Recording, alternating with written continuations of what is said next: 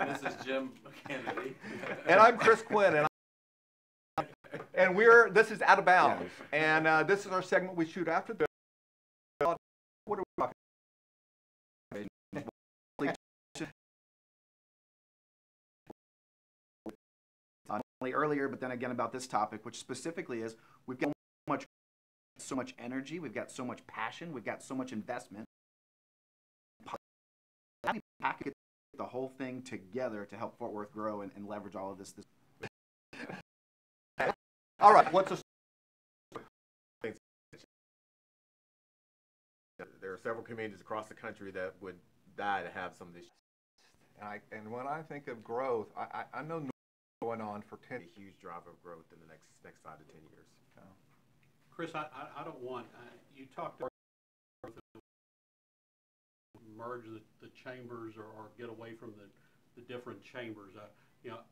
I am all for having a unity about promoting Fort Worth, but we still need to have that organic growth and have that sense of. We're the second largest number of museums in the world, next to Washington D.C. Museum, and one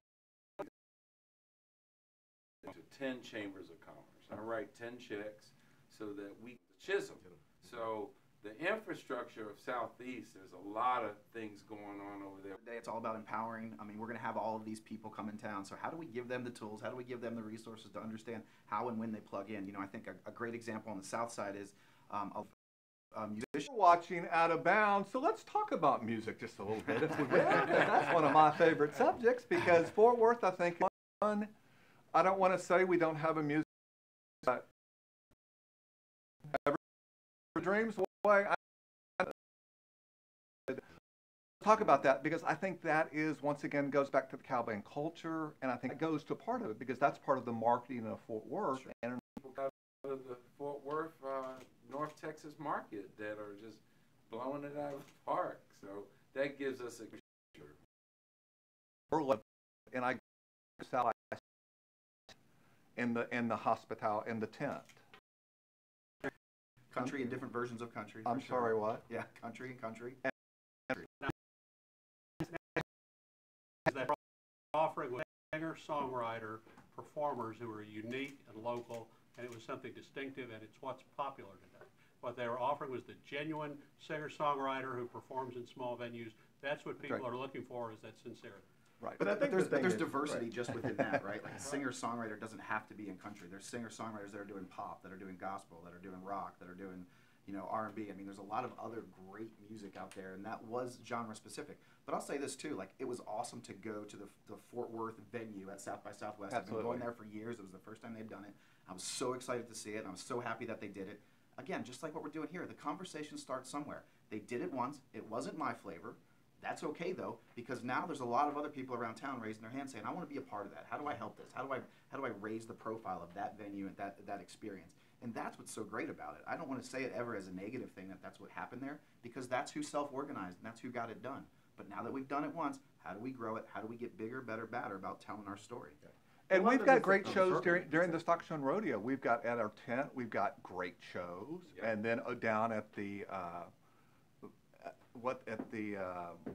one of the bars down there, they've got great lineup of shows. So I like the music. I love it. I just like variety because when people come in, I think that's paradigm shift that they're looking, that they say that's how they're putting us in a bucket. So if we move forward and we're trying to attract technology and different things, we've got to be able to make it a different offering.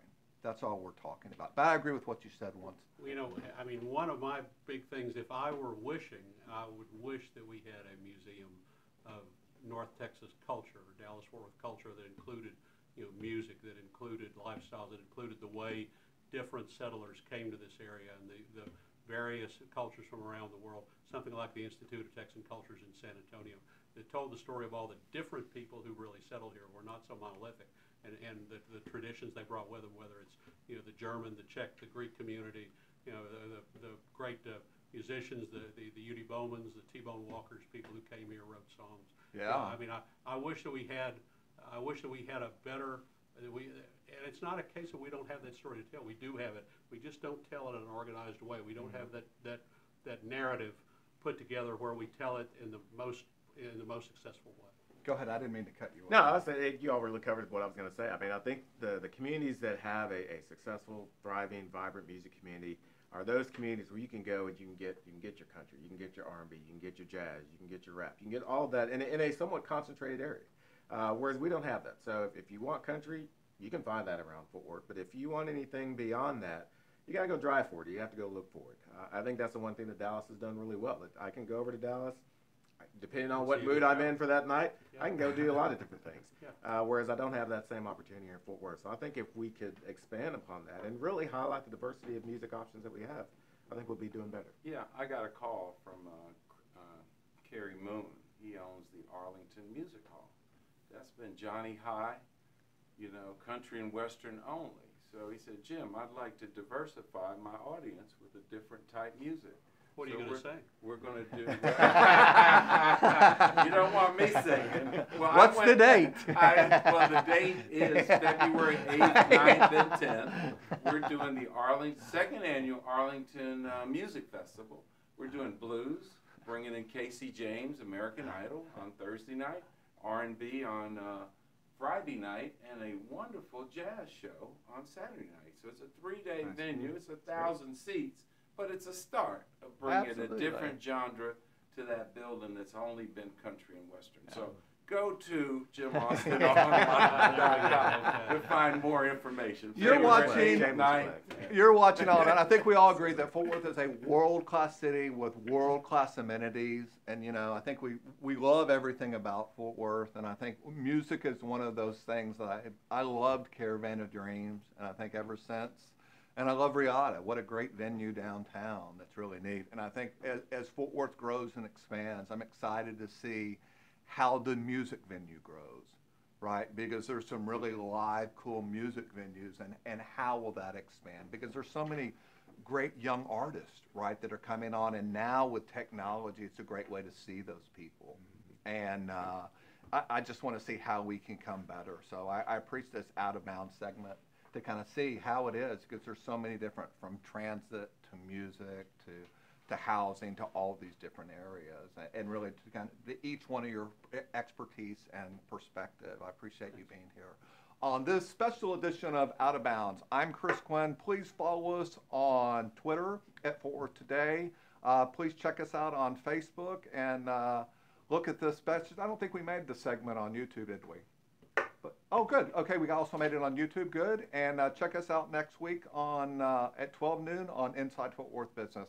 Everyone have a happy turkey, and please make it down to the Parade of Lights. I'm Chris Quinn.